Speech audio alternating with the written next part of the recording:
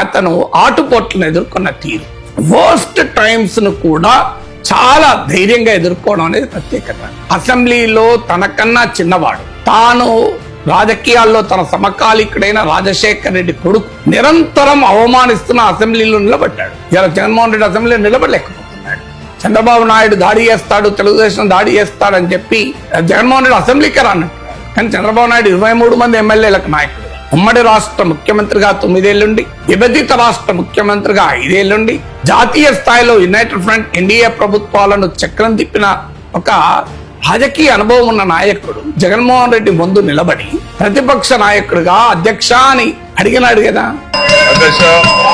అది ఆ రకమైన ఆటుపోట్లను, అవమానాలని కూడా భరించాడు కనుక చివరకు ఆయన వ్యక్తిగతంగా కూడా అవమానించినప్పుడు కన్నీళ్లు కూడా పెట్టుకొని గౌరవ సభ ఇది గౌరవ సభగా ఆయన రోజే వస్తానని ప్రతిజ్ఞ చేసి తిరిగి అసెంబ్లీకి రాగలిగాడు కదా.